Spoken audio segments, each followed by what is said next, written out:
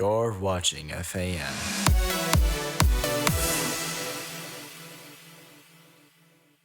Hi there.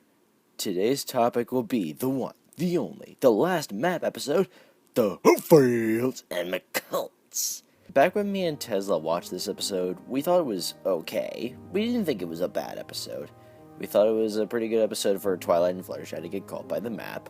But now that I think about it, the episode was actually not that good. I mean, sure, maybe it was nice to finally see the rest of the main six get caught by the map, but now I'm not too sure how well it fits for the elements of magic and kindness. How exactly do they particularly help with this settlement? Fluttershy was able to communicate with the animals who lived in the mountains, with the Hoofields and McColts. For some reason, they seem to know everything. Until that point, though, Fluttershy really doesn't do much. And Twilight did not do that much with magic in this episode, except when all the family members started fighting. Everybody free! Oh, and we mustn't forget her usual tactic of going by the book. It's the egghead inside of her. Yeah, she's an egghead, not a bookworm. If you want a bookworm, you look to Moon Dancer, because a bookworm is absorbed in nothing but what they read. In a good chunk of this episode, nothing really happened. There were just nearly pointless fights between the two families, and each one of them kept saying, "They know what they did." Before one commercial break, the head McColt, I just called it Grumpy, he said, "If you ain't with us, you're against us." This lasts for 0 seconds. Everything that happened between the families could have been shortened if we just cut right to the part where Fluttershy hears everything from the critters. Truth be told, the problem that Twilight and Fluttershy had to solve seemed like a stupid problem. It's just people with different abilities and beliefs that couldn't communicate well enough to come to an agreement. Bad communication, that's all it was, and they had to help with that. Also, this friendship problem has been used before in Look Before You Sleep, because both episodes are about embracing the differences between you and someone else. I really wanted to like this episode, but I didn't. And this is the last episode in which members of the main six got called by the map.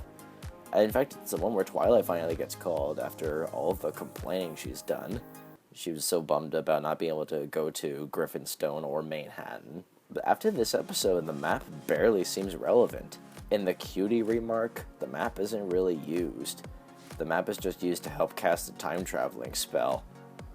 Now we have to wait for probably a whole nother year before we see what the map is all about. The map episodes diminished in quality as they went along. Me and Tesla already said that The Lost Treasure of Griffinstone was the best episode. And Made in Manhattan also took too long to get to any interesting points. The episode really isn't that exciting. What can I expect from an episode that features Applejack and Rarity? The map episodes, except for Lost Treasure of Griffinstone, are all based on something old-timey. There was an old movie called Made in Manhattan, featuring Jennifer Lopez and Ralph Fiennes. I've never seen it, but I think it's a romantic comedy. And there was also the real feud in history between the Hatfields and McCoys. I looked it up, the disagreement between the families is barely similar to this one. I guess the people of Hasbro just decided to dim it down so that it's not too intense for kids. Although I think it was dimmed down too much because the feud seems kind of juvenile and feudal. Neither family even knows what they're fighting about. So to sum it all up, this episode was saturated with filler. The plot seemed aimless and the origin of the family feud felt very lackluster.